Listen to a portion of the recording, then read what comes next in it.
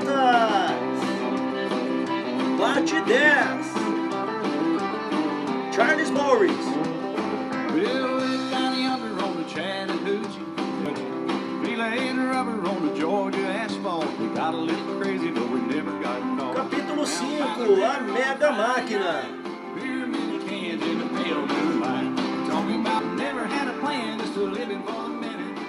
A exposição do cenário da Filadélfia foi a maior festa dos 100 anos de aniversário dos Estados Unidos em 1876. De forma muito similar à exposição do Crystal Palace na Grã-Bretanha, foi um canto de louvor sem reservas à tecnologia, mas sem as sombras de uma nova concorrência, que tanto alarmaram os ingleses inteligentes e bem informados nos anos 1850. Inaugurada pelo presidente Grant e pelo imperador Dom Pedro II do Brasil, a exposição foi tão vasta e espontânea quanto a própria nação, atraindo 10 milhões de visitantes de todo o mundo. Há cerca de 30 mil exposições espalhadas por quase 1 quilômetro quadrado, no Fairmount Park.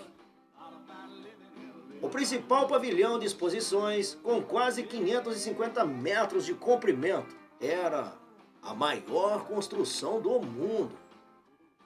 Thomas Edison estava lá para demonstrar seu telégrafo automático. Alexander Graham Bell exibiu seu telefone pela primeira vez. Compositores e poetas de Richard Wagner a John Greenleaf Whittier contribuíram com os hinos que brotavam de orquestras e corais enormes na cerimônia de abertura. Uma jovem senhora escreveu: "Querida mamãe, oh, oh, oh." O centro das atenções era o pavilhão das máquinas, com um gigantesco motor a vapor movendo 50 mil metros quadrados de maquinário em meio a uma floresta densa de eixos e correias. O motor, projetado por George Corliss, um fabricante de Providence, tinha 45 pés, 13,71 metros de altura, com 2 pistões de 10 pés, 3,8 metros, e um enorme volante de inércia de 56 toneladas e 30 pés, 9,14 metros de diâmetro, que girava a 36 rotações por minuto. No dia da inauguração, Grant e Dom Pedro subiram naquele aparato diante de um pavilhão lotado e em silêncio e puxaram as alavancas que liberavam o vapor. Houve um chiado, um estremecimento visível, e os pistões começaram a se mover lentamente. Então o volante girou, ganhando velocidade à medida que os cabos e correias se movimentavam, e todas as máquinas começaram a funcionar hesitantes, por uns momentos, antes de ganharem vida com uma enorme barulheira, serrando troncos, cortando metais, imprimindo papel de parede e jornais. A imensidão faraônica do motor de Corliss tornou-se o símbolo da exposição. Mas seu silêncio, resultado de engenharia de uma precisão magnífica, era impressionante. This woman, this man.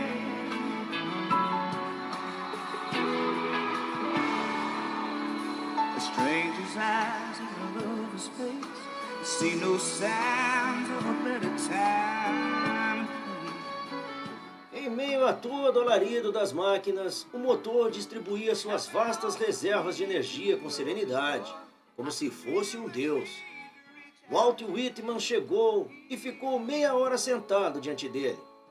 William Dean Howells escreveu: "O motor de Corliss não se presta à descrição. A familiaridade com que ele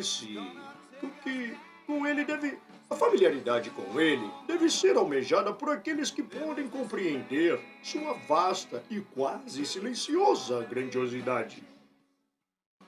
Ele se erguia altaneiro no centro da enorme estrutura, um atleta de ferro e aço, sem 1 grama supérfluo de metal.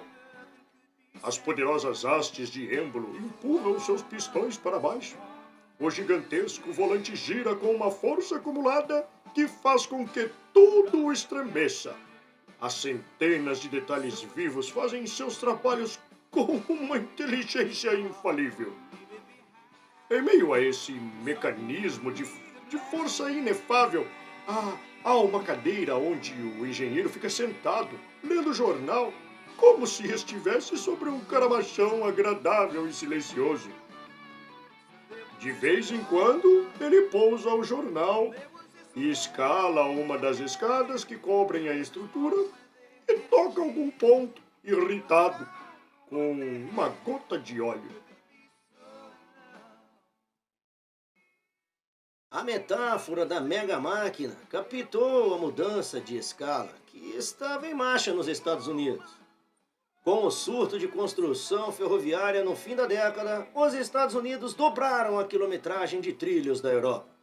Por sua vez, as ferrovias foram uma força primordial na expansão e centralização das operações de ferro, aço e carvão e na industrialização de produção de alimentos.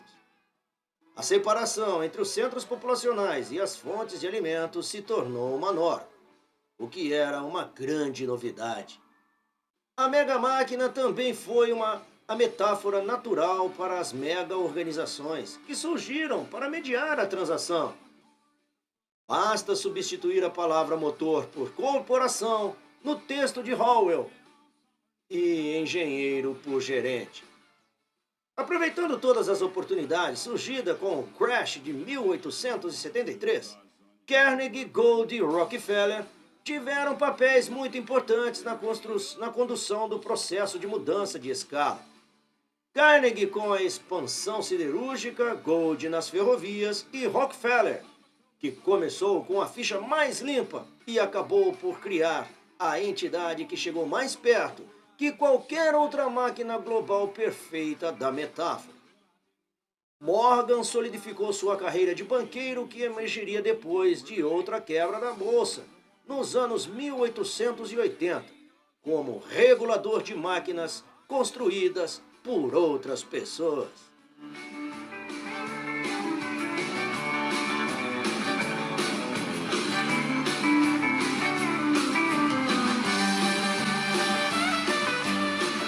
Usina siderúrgica Edgar Thomson.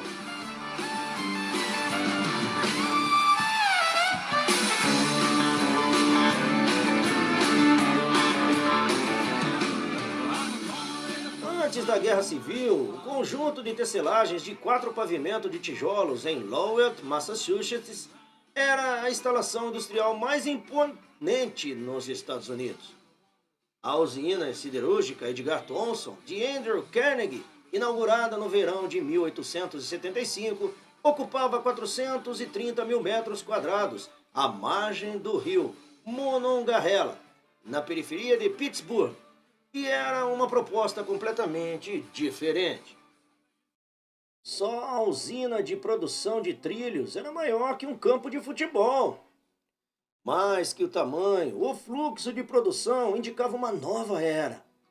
O ferro guso era fundido em fornos de cúpulas gigantescos, então derramado em cúpulas basculantes de 12 toneladas que alimentavam o ferro derretido direto nos conversores Bessemer. Um conversor parecia um ovo de dinossauro gigante negro, tão alto quanto uma árvore.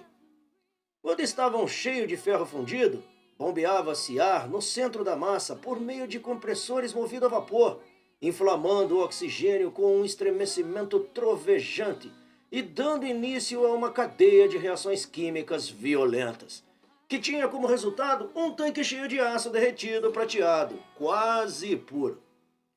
O conversor que ficava suspenso era inclinado para derramar o aço em moldes oblongos de lingotes, ou sobre cilindros em movimento para laminação. Segundo Alexander Hawley, que projetou a usina, os lingotes saíam ainda quente dos moldes e eram embarcados diretamente em vagões e não eram erguidos outra vez. Cilindros giratórios coletavam os lingotes ainda vermelhos de calor na usina de trilhos, onde eram cortados nos tamanhos apropriados, e em seguida, abre aspas, comprimidos com uniformidade e precisão por pinças hidráulicas. Como resultado, eles esfriam perfeitamente retos, em contraste com os trilhos que foram dobrados e torcidos por operações manuais, que não podem, é claro, ser precisas e uniformes. O homem e um menino, por meio de alavancas, operam todo este maquinário que se move para dar forma aos trilhos e também às serras. Fecha aspas. As serras frias, por si só, eram maravilhosas, eram enormes e equilibradas e contrabalanceadas com rigidez, para manterem a precisão em velocidades de 1,8 mil rotações por minuto, e podiam cortar uma fatia de até 40 centímetros de uma extremidade de um trilho. Hawley era o maior projetista de usina siderúrgica de seu tempo, e a usina ET era o seu xodó. A ET foi a primeira usina que ele ergueu do nada. Todas as suas outras eram adaptações de outras instalações existentes. E com Carnegie, quando a eficiência estava em jogo, os custos não era problema. Na verdade, era a chance de Hawley fazer tudo da maneira certa. Em suas próprias palavras, abre aspas, como o transporte de suprimentos de produtos em processo de produção e de produtos para o mercado é uma característica de importância primordial. Estas instalações foram projetadas não com a intenção de deixar os prédios artisticamente paralelos com as ferrovias existentes, ou uns com os outros, mas de permitir o traçado mais conveniente e de curvas suaves das linhas de trem. Os prédios foram feitos para se adaptar ao transporte. Fecha aspas. O local, perto do rio, oferecia ligações convenientes por balsa, com suprimentos indispensáveis de coque, enquanto os prédios da usina eram adjacentes tanto à principal linha da Pensilvânia quanto ao ramal de Pittsburgh, da Baltimore e Ohio. Carnegie contava com a Pensilvânia como principal cliente, mas experiências amargas haviam ensinado a se proteger contra os preços das ferrovias. O nome Edgar Thompson, homenagem ao presidente da Pensilvânia, era uma oferta de paz bastante transparente para iniciar uma competição com a B e O. A produção interna da ET deslocava-se por sua própria linha férrea, de bitola estreita, com trilhos erguidos ou baixados quando necessário, para que os materiais fossem carregados e descarregados sempre para baixo. Tarefas manuais que consumiam tempo foram eliminadas o máximo possível, como temperaturas de 2.000 graus Fahrenheit ou 1.093 graus Celsius. Destruíam rapidamente o revestimento de tijolos refratários nos conversores. Hawley projetou fundos de conversores removíveis, para que, assim, o processo de revestir os interiores não interferisse com o novo ritmo de produção. Quando 30 anos mais tarde, um especialista britânico detalhou as características marcantes da siderúrgica americana, a ausência de trabalho manual, o fluxo contínuo de material e a mecanização onipresente, tudo isso junto com um olhar penetrante para os custos de aquisição de produtos e serviços de distribuição, já existia desde o princípio. A usina siderúrgica ET é um dos marcos mais importantes do avanço americano para os primeiros lugares entre as nações industrializadas. Carnegie, é claro, não agia como pioneiro, como um presente para o país que adotara. A usina foi lucrativa praticamente desde o momento em que abriu, produzindo um retorno de 20% sobre os investimentos no segundo ano completo de funcionamento. Onde há um negócio como esse? Onde há mais um negócio como esse? Exultava Carnegie.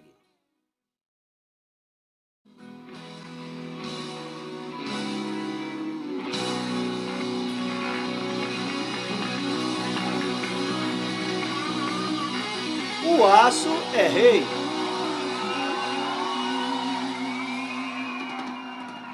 Se você acreditava nos Estados Unidos, acreditava em ferrovias. Se você acreditava em ferrovias, acreditava no aço. Foi a demanda insaciável por trilhos de aço por parte das ferrovias americanas que tornou o aço um negócio de produção em massa e levou à substituição do ferro para a maioria das finalidades industriais. A conversão dos trilhos de ferro para os trilhos de aço foi iniciada por Thompson na Pensilvânia em meados dos anos 1860. A Pensilvânia, que ficava no coração da indústria pesada americana, tinha padrões de tráfego mais intensos e carregamentos mais pesados do que qualquer outro sistema, e seus administradores estavam alarmados com a vida útil cada vez mais curta dos trilhos de ferro. Thomson começou a fazer experiências com trilhos de aço importados em 1861 e, por volta da metade da década, estava convencido que estes lhe dariam uma vida útil 8 vezes maior, com um custo apenas 2 vezes superior. Como havia apenas um punhado de fornecedores americanos, a Pensilvânia, com a eficiência característica, criou sua própria empresa siderúrgica, a Pennsylvania Steel, com Thompson e Tom Scott como principais acionistas. A empresa siderúrgica foi criada depois que o Conselho proibiu, em 1874, que seus administradores tivessem ações de fornecedores. O aço de qualidade, sobretudo para armas brancas, é conhecido praticamente desde o início da história. O aço de Damasco, originário da Índia, era o mais conhecido dos aços antigos, enquanto uma espada de Toledo, feita com beleza, era de rigueur para cavaleiro medieval de posses. Sheffield já era um importante centro aceiro britânico na época de Chaucer, e seus artesãos começaram a desenvolver métodos de produção com um volume comparativamente alto no século XVIII. Mesmo nos anos 1870, os fabricantes americanos de ferramenta que precisavam de aço de corte de alta qualidade compravam de Sheffield. A produção tradicional do aço começava com um minério de ferro de alta qualidade. O minério era misturado com um combustível carbônico, geralmente carvão vegetal ou mineral. Depois, coque, e então era fundido em um forno de redução. O alto forno, inventado em 1828, alcançava temperaturas muito elevadas por meio da injeção de ar superaquecido, permitindo a utilização de minérios de menor qualidade mais abundantes. Como o ferro tem uma forte preferência pelo oxigênio, suas impurezas tendem a ser óxidos que se ligam ao carbono do combustível e se precipitam em forma de sucata.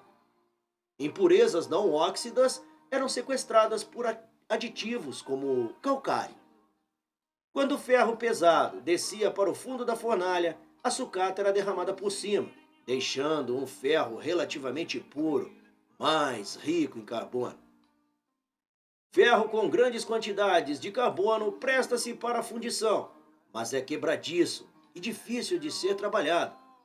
O ferro batido maleável, responsável pela maior parte das vendas tradicionais, deve ser praticamente livre de carbono.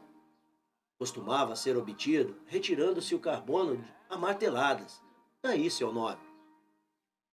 O aço é ferro batido com pequenas quantidades de carbonos readicionadas, para se obter um equilíbrio de dureza e de maleabilidade. A partir de meados do século XVIII, o ferro batido passou a ser feito por meio de pudlagem, reaquecer o ferro em um forno com revestimento rico em óxido e mexê-lo devagar, até que o carbono se precipite. O último passo para a produção do aço era o recozimento do ferro pudrado. derretido e seu trabalho lento em um banho de carbono, separando pequenas quantidades de aço por cor e textura. Fazer uma pequena quantidade de aço podia levar uma semana ou mais, e as técnicas tradicionais eram cuidadosamente passadas de pai para filho. Uma receita de Sheffield começava acrescentando o suco de 4 cebolas brancas. Um produto de qualidade superior, como o aço fundido de Sheffield, que era feito em fornos de barro para suportar as altas temperaturas exigidas para o recozimento do aço comum para o acabamento posterior, era tanto extremamente caro quanto procurado. Quando a química escondida no processo foi compreendida melhor no século XIX, o aço passou a ser definido como ferro purificado, com um conteúdo de carbono entre 0,1 e 2%.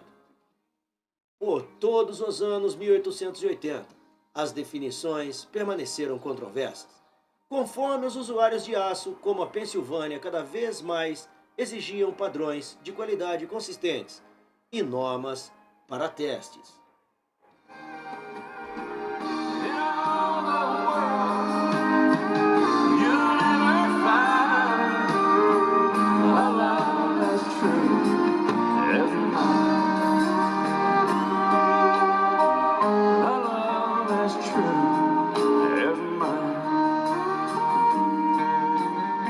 Olha, a virada na produção do aço em larga escala veio nos anos 1850, pelas mãos do prolífico inventor britânico Henry Bessemer. Ele descobriu que se simplesmente injetasse ar frio dentro de uma câmara com ferro derretido, o oxigênio no ar deveria por si só incendiar o carbono no ferro e retilá-lo, sem a necessidade de pudragem. Funcionou na primeira vez que ele tentou. O oxigênio quase instantaneamente deixou o ferro branco de tão quente e queimou o carbono e a maior parte dos outros elementos contaminantes em minutos, resultando no mais puro ferro. Bastava acrescentar de volta uma pequena quantidade de carbono enquanto o ferro ainda estava superaquecido e se obtinha o aço. A violência da reação química na câmara cuidava de misturar tudo. Um processo que levava dias, ou mesmo semanas, foi reduzido para cerca de 20 minutos. Só a economia de combustível era de 7 vezes.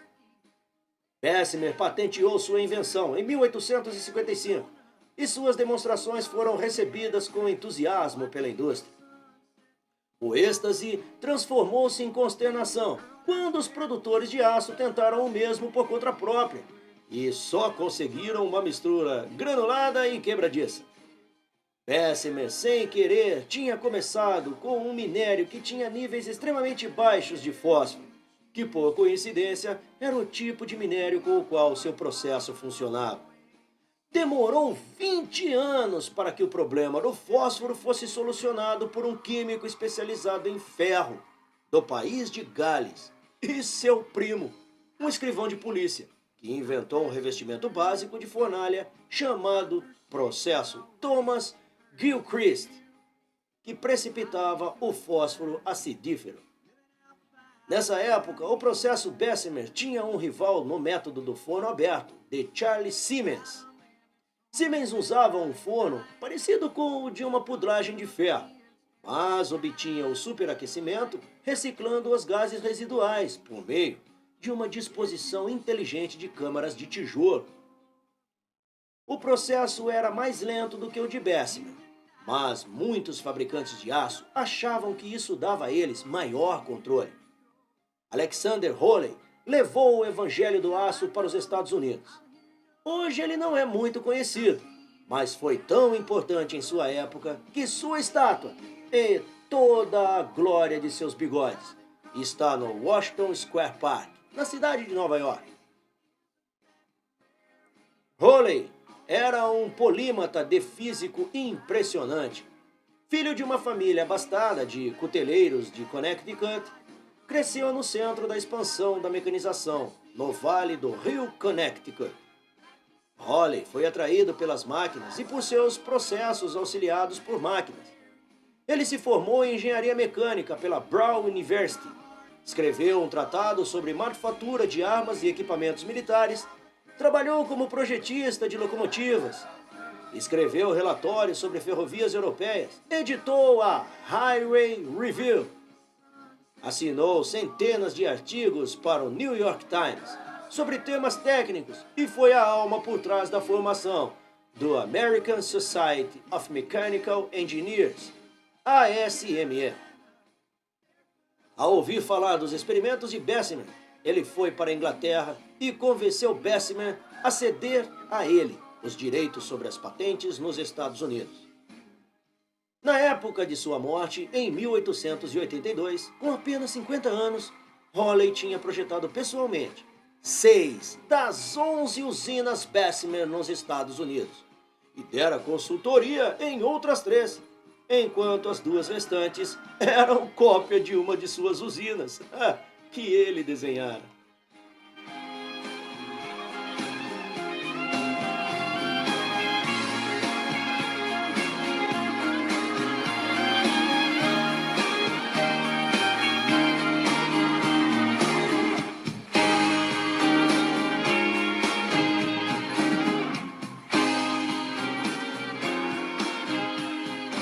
O projeto de Hawley em Troy, Nova York, era uma mudança radical em quase todas as características das usinas que vira na Inglaterra.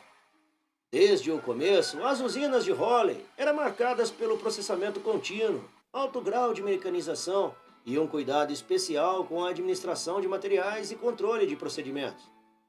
Em seus projetos, seus discursos, conferências e artigos para a ASME, ele se alternava em repreender e estimular a indústria a buscar padrões mais elevados, melhores projetos, uma química mais cuidadosa, uma operação com menos desperdícios. O trabalho de Hawley começou no ponto em que Bessemer parou, com o processo que leva seu nome. Escreveu um contemporâneo. Quando os fabricantes britânicos falavam com uma mistura de admiração e medo sobre a prática americana nos anos 1880, estavam falando principalmente de Alexander Hawley. Havia 2 problemas a superar antes que Hawley pudesse plantar usinas de Bessemer por todos os Estados Unidos.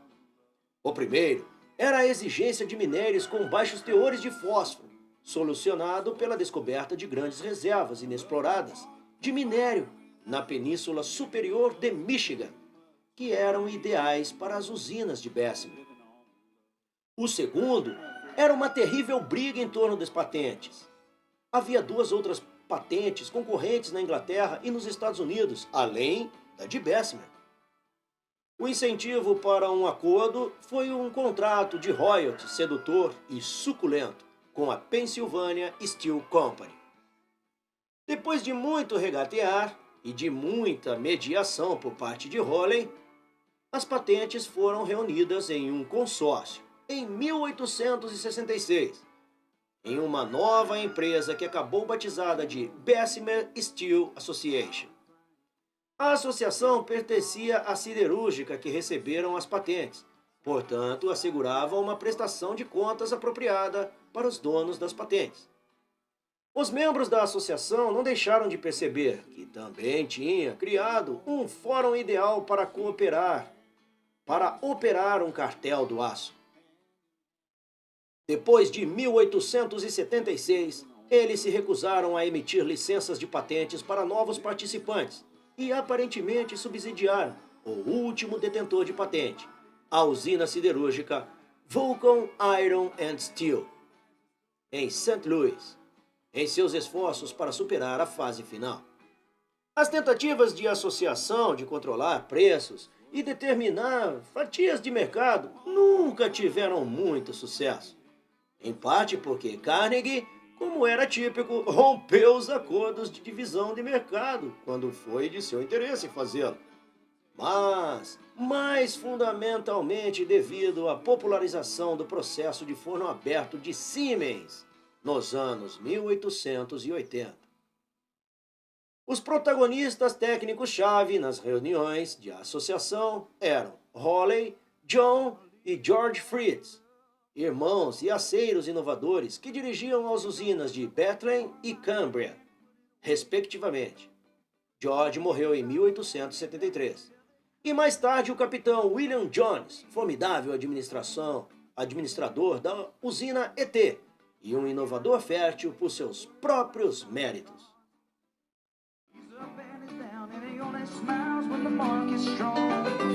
I spend my wages in Las Vegas on Saturday night. I won't never grow a portfolio, but hey, that's alright. Oh, I'm gonna live O rei do aço. Take all the trouble that tomorrow might bring and put it away. And drink every drop of happiness. Oh, gonna live, gonna laugh, gonna love. O aço foi o primeiro compromisso de tempo integral de Carnegie com um negócio desde seus primeiros dias na Pensilvânia e uma plataforma ideal para exibir seus talentos impressionantes como executivo-chefe. Ele era sócio controlador da Keystone Bridge Corporation e da Union Iron Mills, que fabricava peças para pontes. Nota de rodapé.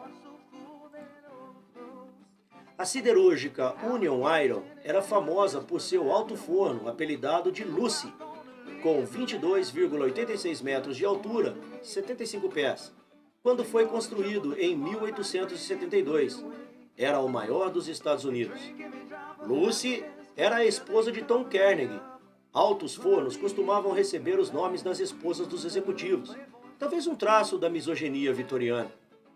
Outro grupo de Pittsburgh logo construiu um forno das mesmas dimensões, o Isabella. As duas logo se envolveram em uma competição de produção que estabeleceu um recorde atrás do outro por boa parte dos anos 1880 e foi acompanhada de perto pela imprensa especializada e jornais de Pittsburgh. Fim da nota de rodapé. Gonna drink every drop of happiness till they cover me up. Gonna live, Mas à exceção da ponte de St. Louis, onde teve problemas com a tarefa nada invejável de lidar com o capitão Eads, costumava agir como promotor e vendedor de títulos, deixando a construção das pontes com seus sócios. Carnegie moveu-se com cautela em torno do aço, antes de dar seu salto. Ele investira em uma pequena usina que fez experiência sem sucesso com o sistema Bessemer em 1866, em parte devido a probleminhas com o minério. Também persuadiu Thompson a experimentar trilhos de ferro revestidos com aço, mas estes se revelaram um fracasso desanimador. Ele se desgastara com a insistência de usar peças de aço na ponte de St. Louis. Acabou aceitando que Eads tinha razão, mas o aço foi necessário apenas porque Eads tinha vetado o design original em ferro, muito inteligente, da Keystone. Mas as dúvidas que atormentavam Carnegie foram dissipadas pelas enormes usinas britânicas de Bessemer, que ele visitou em 1872. Poucos homens de negócio compreendiam a economia de escala tão bem quanto Carnegie. Se o aço conseguisse deixar o domínio dos artesãos, teria sem dúvida um grande futuro. Carnegie organizou um grupo siderúrgico assim que voltou para os Estados Unidos, levantando rapidamente $700 mil. Ele entrou com $250 mil do próprio bolso, enquanto William Coleman, o sogro de Tom Carnegie, botou $100 mil e também escolheu o local da usina às margens do Monongahela. O restante do financiamento veio de homens de negócio de Pittsburgh, entre eles William Sheen, um vice-presidente da ferrovia Allegheny Valley, e David McCandless, um dos líderes mais respeitados da cidade. Respeitado o suficiente para que Carnegie chamasse a nova empresa de Carnegie McCandless Company, apesar de McCandless ser um dos menores investidores. Cada um dos sócios da siderúrgica Union Iron, Tom Carnegie, Andrew Clomon e Harry Phipps, entrou com $50.000, apesar de não acreditarem muito no aço. Carnegie também vendeu uma pequena quantidade de suas próprias ações para Thomson e Scott, mas depois as recomprou durante o crash de 1873. Hawley se comprometeu quase que de imediato. Ele mesmo fez o primeiro contato, assim que ouviu falar da nova usina. Fez uma proposta, $5.000 pelo projeto, $2,5 mil por ano pela supervisão da construção, e não podia ser recusado. Ele levou apenas 6 semanas para fazer o projeto. Há anos vinha pensando na usina ideal e precisava apenas de adaptar suas ideias à locação, às margens do Monongahela. Também foi Hawley que apresentou Carnegie ao capitão Jones, que por acaso deixara a usina Cambria quando Hawley assumiu seu compromisso na ET. Jones pode ter sido o maior superintendente da usina siderúrgica do século XIX. Ele conseguiu seu primeiro emprego em uma oficina de fundição de ferro aos 10 anos. Conhecia ferro e aço profundamente. Era idolatrado por seus homens e também era um inventor criativo. A máquina para o desempenho de trilhos, da qual Hawley tanto se orgulhava, era a invenção de Jones, assim como uma posterior máquina de misturar ferro, um componente crítico do processo de fluxo contínuo. Quando as pessoas souberam que Jones estava entrando para a ET, 200 dos melhores homens da Cambria decidiram segui-lo. As sombras se abateram com o crash da Bolsa de 1873, justo quando a construção entrava em ritmo acelerado. A ET estava ficando sem dinheiro. Eles haviam subestimado os custos iniciais. E homens criteriosos estavam dizendo que Carnegie, para pisar, deveria pisar no feio. Isso aconteceu no mesmo momento em que Carnegie atravessava seus piores problemas na ponte St. Louis. O financiamento desesperado da ponte por intermédio de Pierpont Morgan só foi concluído depois do crash. Morgan estabelecera o prazo final rigoroso de dezembro para a conclusão do vão, que só foi cumprido por muito pouco depois de semanas de trabalho frenético. Tom Carnegie e Clomon provavelmente não sabiam o quanto Andrew estava sem dinheiro, mas tinham total consciência na posição instável em St. Louis. Os problemas financeiros de Carnegie levaram a um rompimento doloroso com Tom Scott. Scott, que ainda mantinha seu emprego na Pensilvânia, tornou-se presidente e principal acionista da ferrovia Texas e Pacific em 1872. Carnegie não gostou do negócio, mas, por amizade, investiu $250.000, apesar de recusar qualquer função administrativa. Quando a TIP entrou em sérias dificuldades no ano seguinte, Scott, com o apoio de Thompson, pediu que Carnegie botasse mais dinheiro, ou pelo menos ajudasse com Junius Morgan. Carnegie se recusou, apesar de saber que tinha um débito com ele. Entretanto, como disse mais tarde, ele ainda era um Scott e não ia fazer nenhuma bobagem. Sem dúvida isso era parte. A TIP era irrecuperável, mas Carnegie também não queria admitir que não tinha dinheiro e que sua reputação andava em baixa com os Morgan. Mais tarde, Carnegie se gabou do arranque da ET. Um homem que tem dinheiro durante um pânico é um cidadão sábio e valoroso. Mas a verdade é que seus fundos estavam esgotados e a decisão de ir em frente com a ET foi tão corajosa que beirou a imprudência. No papel, Carnegie era um homem rico. Sua contabilidade pessoal mostrava ativos no valor de $2,1 milhões no fim de 1873 e um patrimônio líquido de $1,7 milhão. Mas era quase tudo em ações, a maioria delas papéis sem liquidez de suas próprias empresas. A segunda maior categoria eram as ações relacionadas a ferrovias. Seu saldo de caixa era inferior a $5.000. E se ele também tinha $66.000 em dívidas a receber, algumas delas provavelmente eram bastante duvidosas. Nessa época, suas empresas, como a siderúrgica Union Iron, estavam enfrentando problemas com cobranças. Além disso, sua demonstração financeira registrava os títulos pelo valor nominal.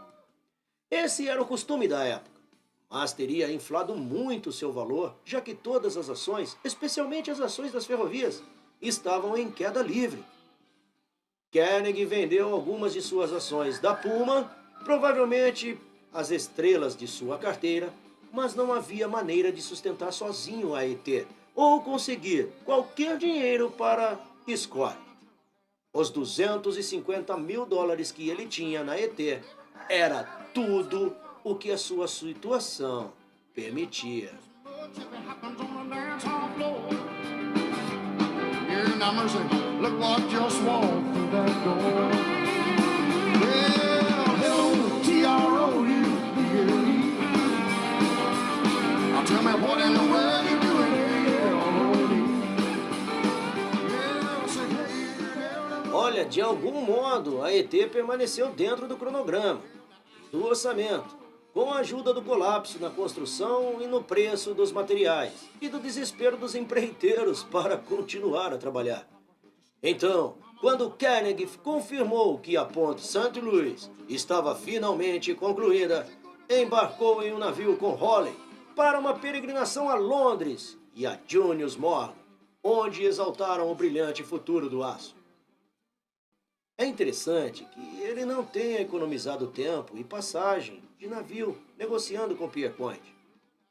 Provavelmente já havia suportado o suficiente da famosa aspereza de Pierpont, enquanto Junius, que nitidamente gostava dele, parecia mais suscetível a seus argumentos de venda convincentes. Os trilhos de aço flutuavam em torno de $100 por tonelada em 1874. E ele e Hawley tinham confiança de que, com seus conversores enormes, a usina de trilhos mecanizada e a manipulação e o carregamento automatizados poderiam produzir por $69. Morgan gostou da ideia e concordou em fazer uma emissão de títulos de $400.000, suficiente para tirar alguns sócios mais fracos e ver o projeto concluído. Não é provável que qualquer outro banco tivesse levantado o dinheiro em uma época tão instável. Perder o prazo na ponte St. Louis teria levado a empresa responsável pela ponte à falência. Quase certamente teria forçado o fechamento do projeto da ET e podia ter acabado com a incursão de Carnegie no aço. São fios como esses que sustentam o curso da história. Carnegie deu uma prévia de sua estratégia para o aço, alguns meses antes da ET receber a primeira encomenda. A ocasião foi uma reunião da Bessemer Association em junho de 1875, convocada pelo país, os diretores-presidentes das empresas Bessemer, para discutir a depressão contínua nos mercados de aço. Como a ET estava prestes a ficar pronta, McCandless foi convidado a enviar um representante. Carnegie resolveu ir pessoalmente, um sinal claro de que dava uma importância especial ao evento. Sem dúvida ele sabia, por intermédio de Hawley e Jones, muito envolvidos com a associação, que os pais estavam planejando apresentar uma proposta de pool para o mercado. A descrição da reunião vem de um empregado que estava presente no briefing de Carnegie para os sócios após a reunião e que muitos anos mais tarde ainda se lembrava dele. Os pais fizeram uma representação cuidadosa de seu plano de fixar preços e dividir o mercado, que obviamente já tinha sido discutido com antecedência. A Cambria recebeu a maior fatia, ficando com 19%. Número que diminuiu ao longo da lista, com a ET como empresa mais nova recebendo a menor fatia, 9%. Carnegie reclamou imediatamente e exigiu a mesma fatia da Cambria, já que a ET era a maior e mais eficiente usina da indústria. Do contrário, anunciou, abre aspas, vou deixar o pool e vender mais barato no mercado que todos vocês e fazer um bom dinheiro com isso. Fecha aspas. Carnegie tinha comprado ações em todas as outras companhias. Todas menos a ET eram companhias abertas. Então, sabia quais eram seus custos e salários e começou a mostrar como eles eram mais baixos na ET. Mesmo levando em conta a tendência ao exagero de Carnegie e a falibilidade de relatos em segunda mão, sem dúvida algo como isso aconteceu, pois a ET, que ainda não produzira um lingote sequer, recebeu a mesma fatia que a Cambria, o maior no pool. O fato de seu primeiro ano de produção mal cobrir os 9% que lhe foram designados originalmente não parecia preocupar Carnegie. Ele estava marcando sua posição como um agente desestabilizador. A história também ilustra o conhecido desprezo de Carnegie pelos pools. Não se importava em se juntar a eles e era vigilante no cumprimento de suas determinações, quando era de seu interesse temporário fazê-lo. E as violava com a mesma tranquilidade quando não eram.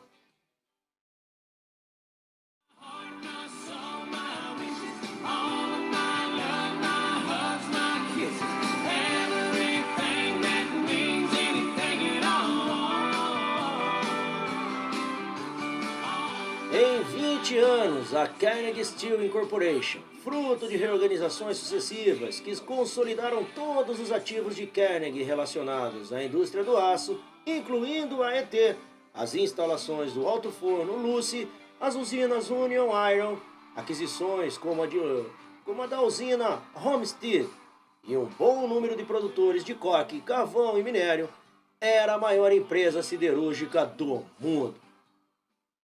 Tinha uma produção total de cerca de metade da britânica e um quarto da americana.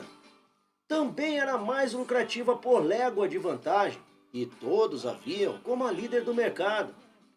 Nos anos 1880, seus manuais de estrutura de aço, que traziam projetos de vigas e cortes, assim como tabelas de capacidade de carga e fadiga, eram a bíblia da indústria. Seus grandes recursos de capital permitiram que mantivessem a pressão durante tempos bons e ruins.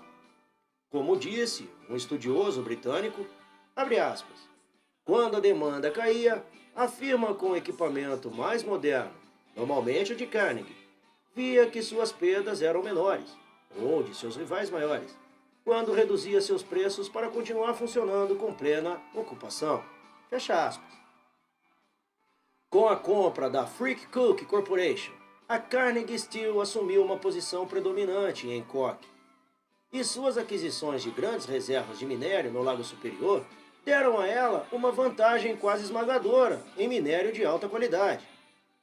O crescimento da Carnegie Steel não estava baseado em qualquer vantagem oculta ou em superioridade técnica. Carnegie entrara relativamente tarde na indústria e todos os seus concorrentes americanos usavam basicamente as mesmas usinas que Holley e ele. A usina siderúrgica Vulcan, em St. Louis, por exemplo, era quase uma duplicata da ET. O próprio Holley, certa vez, descreveu a usina de laminação da ET como a melhor dos Estados Unidos. Abre aspas. Com a exceção da usina da Bethlehem Iron Company, quando estiver pronta. Fecha aspas. O que Holley, é claro, naquele momento, em 1878, estava prestes a concluir. A vantagem competitiva da empresa, era principalmente Carnegie. A pressão implacável, a busca da redução de custos, o talento instintivo para fechar qualquer negócio que mantivesse suas usinas ocupadas. A insistência em sempre reinvestir os ganhos em usinas cada vez maiores, no equipamento mais moderno e nas melhores tecnologias. Outras empresas passaram por ciclos de prosperidade e declínio. Quando os fundadores estavam em situação confortável, os acionistas exigiam receber dividendos, e os bons tempos permitiam que trabalhadores e gerentes relaxassem um pouco, como fez quase toda a indústria siderúrgica britânica após a expansão ferroviária dos anos 1880. Mas por 25 anos, Carnegie nunca perdeu o pique. Apesar de Carnegie não ter qualquer cargo, sem dúvida era o chefe. A própria ambiguidade de seu papel pode ter aumentado seu poder, pois não havia canais ou protocolos que pudessem limitar o seu acesso. Até a morte do Capitão Jones em um acidente em um alto-forno em 1889, eles mantiveram uma correspondência regular, na qual ele estimulava Jones com os números de produção da Cambria, apesar de a ET quase sempre superá-los.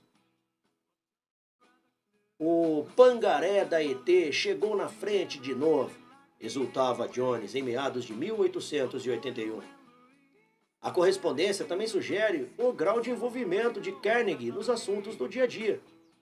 Em 1883, por exemplo, Jones escreve uma grande mudança em um método para eliminar uma etapa no processo de fabricação de trilhos, que fora abraçada por Hawley.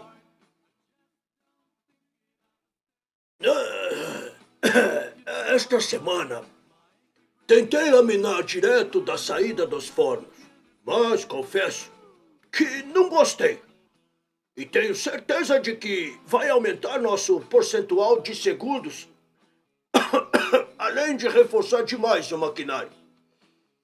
O melhor e mais barato, e também o melhor plano, é reaquecer em meu novo esquema, do qual eu espero ter planos prontos em algumas semanas, para lhe mostrar o que estou almejando. Carnegie também insistiu em uma contabilidade de custos igual à feita pelas rodovias, com resultados impressionantes. Os relatórios mensais de Jones descreviam os custos de mão de obra de cada produto e procedimento. Registrava toda a entrada de matéria-prima e percentuais de desperdício e refúgio, capacidade de produção e períodos ociosos dos principais componentes da usina, como fornos e conversores.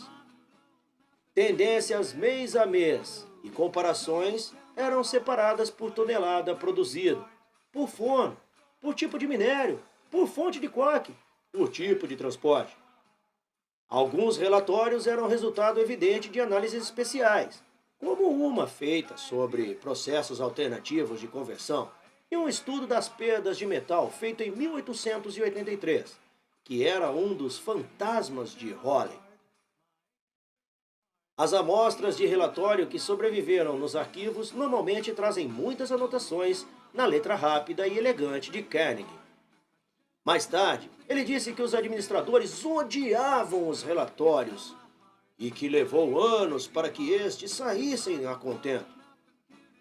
Carnegie tinha um bom olho para o talento, mas era um administrador de alta tensão, que martelava seus sócios com perguntas sobre anomalias ou deslizes, e especialmente sobre problemas de qualidade, o que ele abominava escrevendo, por exemplo, que as reclamações em uma ferrovia eram: Na verdade, muito tristes. Ninguém pode manter a cabeça erguida ao olhar para eles. Isso não pode e não vai se repetir. Seria uma ruína entregar trilhos ruins, especialmente para as linhas do leste, onde a inspeção é sempre cuidadosa. Eu prefiro pagar $5.000 do meu bolso para que uma falha vergonhosa como essa não ocorra. O papel quase oficial de Carnegie nos primeiros anos era de vendedor da companhia, um cargo que ele ocupou de maneira esplêndida. Na época, a produção da ET era quase 100% dedicada a trilhos, e os contratos de Carnegie no meio ferroviário eram amplos e sólidos. Ele também adorava barganhar, e ao passo que odiava perder o negócio devido a tempo, nunca saía perdendo dinheiro.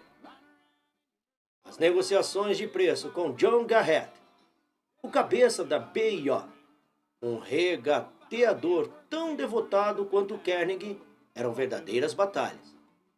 Em uma negociação prolongada, quando a Cambria apresentou uma proposta insignificantemente inferior à da ET, Carnegie manteve seu preço, mas conseguiu fechar a venda ao demonstrar que os lucros da BIO e o frete para a entrega iriam superar os descontos da Cambria, que tinha de enviar pela Pensilvânia.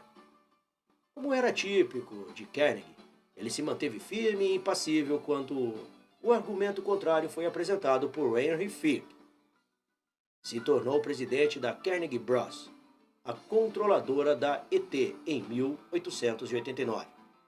Fick queria que a Carnegie relaxasse em sua guerra contínua contra os preços de transporte ferroviário, já que as ferrovias eram seu principal cliente.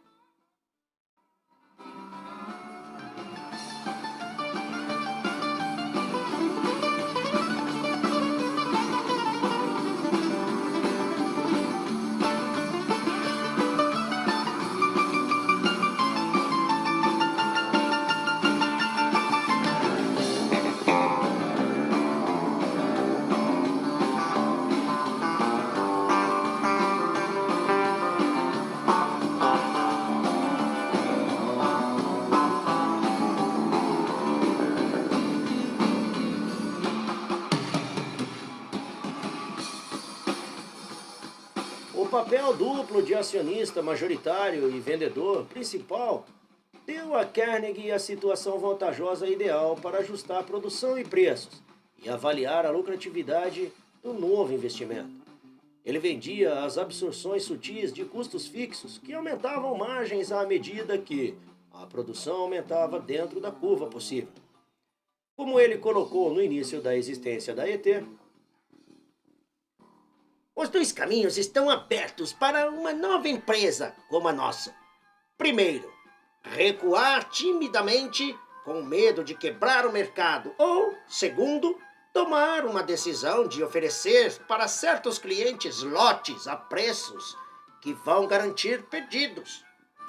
De minha parte, prefiro trabalhar a plena capacidade no ano que vem, mesmo se ganharmos apenas $2 por tonelada.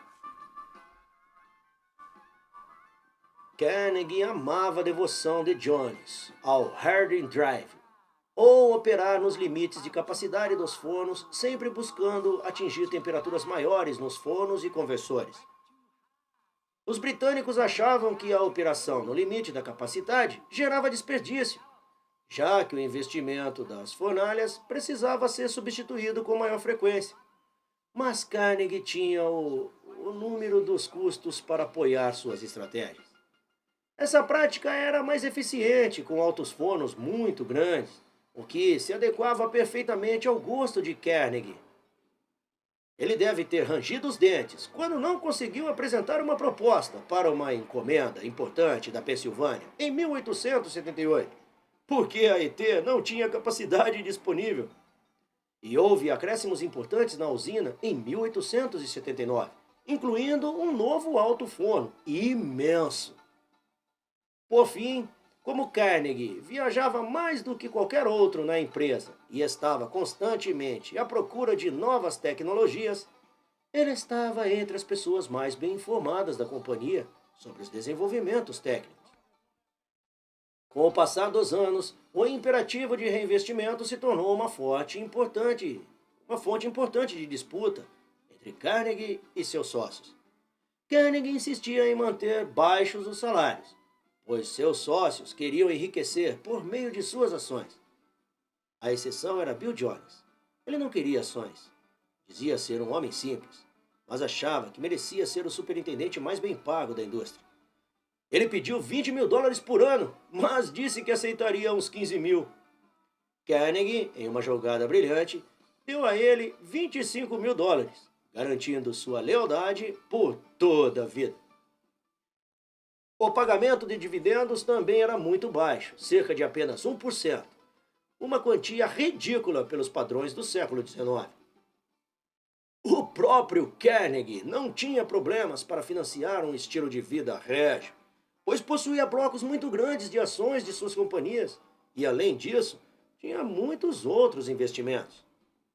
Mas seus sócios, apesar de estarem bem de vida, não tinha nem de perto a renda de seus equivalentes em empresas de menor sucesso. Também houvera sobreavaliação de ações quando dois sócios se afastaram sob circunstâncias litigiosas. As regras para a retirada de sócios finalmente foram padronizadas em 1887, com um acordo chamado Ironclad Agreement.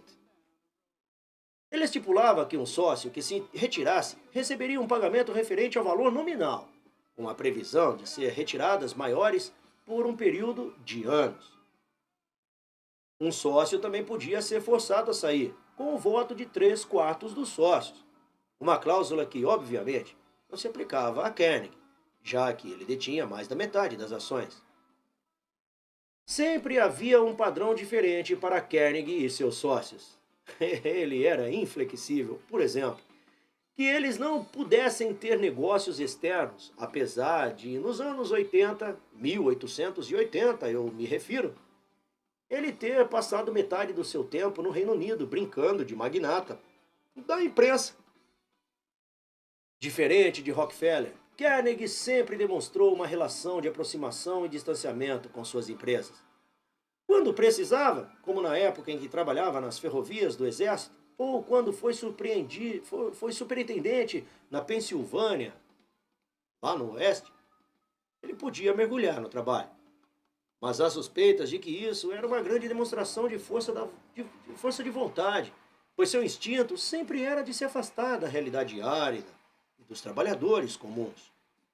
Ele costumava ficar bem longe de Pittsburgh. Preferia administrar por meio de relatórios, por escrito e correspondência. Ele insistia em dizer que não estava administrando, apenas expressando opiniões. Isso pode tê-lo deixado mais eficiente.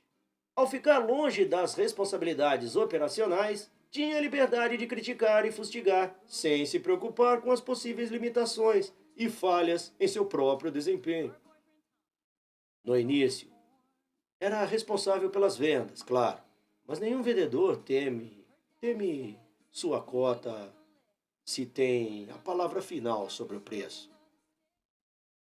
Se tivesse se envolvido mais e tivesse de prestar mais contas, talvez não fosse tão obstinadamente irracional, tão relutante em compreender como podia haver um carregamento defeituoso ou orçamentos estourados ou períodos ociosos imprevistos nos altos fornos. A convivência com ele poderia ter sido mais fácil, mas talvez não fosse um magnata tão bem sucedido. Parked in the very last row. They're too busy hanging on to one another to even care about the show. Later on outside the Tasty Freeze, Tommy slips something on her hand. He says my high school ring will have... Continua no próximo capítulo.